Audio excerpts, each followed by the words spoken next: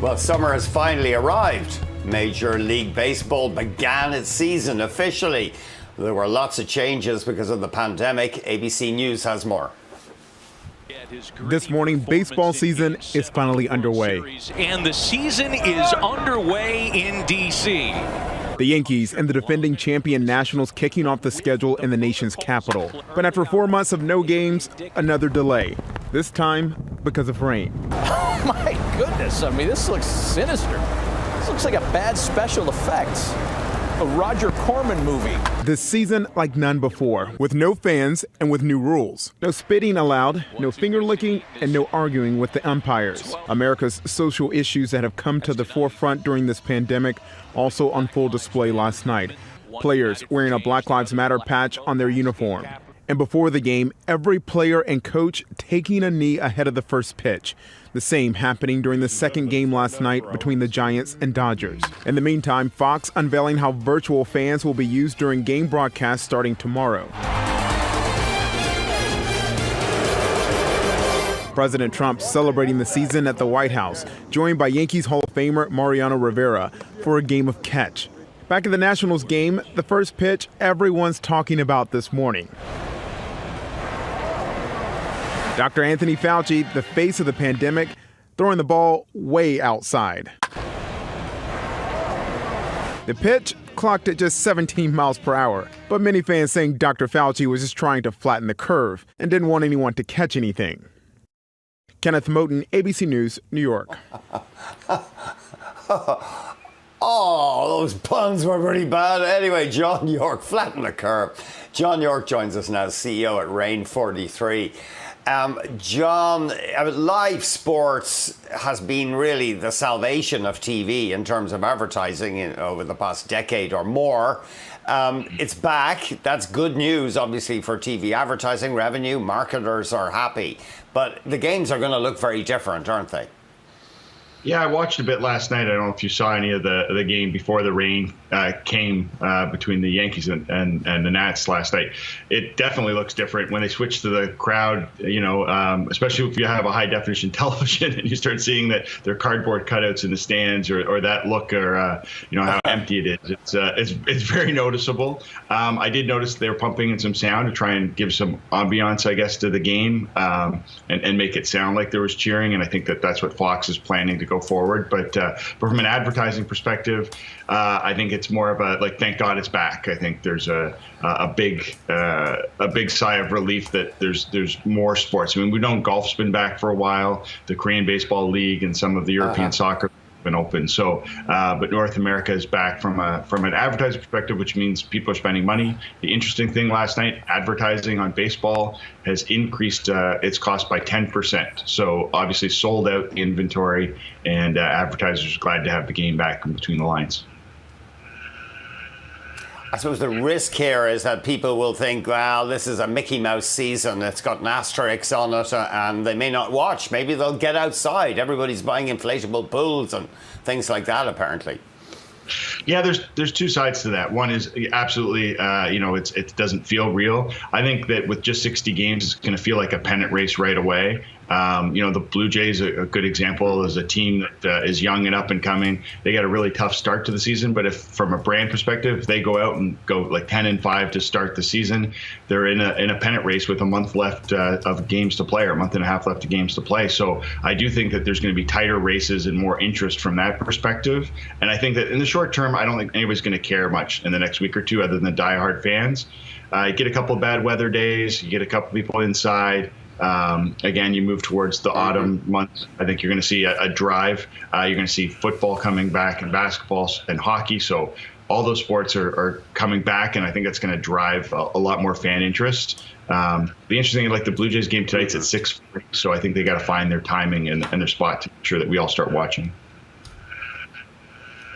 So the Blue Jays, I drove actually to Pittsburgh a few years ago. It's not a massive trip, but the Blue Jays of Toronto are going to be their home games in Pittsburgh. Is that going to take a lot of buzz away from the team? Yeah, I mean, any other year obviously would be absolutely devastating. I think that not having them in Toronto short-term hurts. It's going to hurt the team. These teams that get to stay, in the same spot all the time, that they're comfortable with, or the cities that they're in, and they have like coordinated off spots where they can go, I think is going to help. But maybe it'll bond the team together. From a brand perspective, I don't know if we really care whether we're seeing the Sky Dome. It's not like, Rogers Center. I apologize, still showing my age. I think that it's going to show over time that that people will care. If it was Fenway Park or Yankee Stadium, I think that would have a huge effect on the brand because people wouldn't feel that it was real. But it'll be fun. What do you think of the new Seattle hockey team named the Kraken, the Sea Monster? Do you think that's going to resonate with fans? Does sound pretty scary. I like it.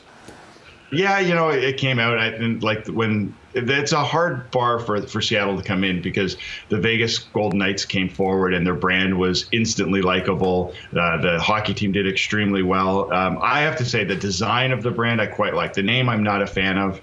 I don't understand the real the mythology of the Kraken in Seattle. I guess maybe I'm not a Northwesterner, so maybe it's a better understanding. But from the way they did the electric teal and the S, I quite like the branding side of it. It's going to sell a lot of merchandise, and if they can capture what Vegas did, I think you're going to see a lot of young kids wearing it.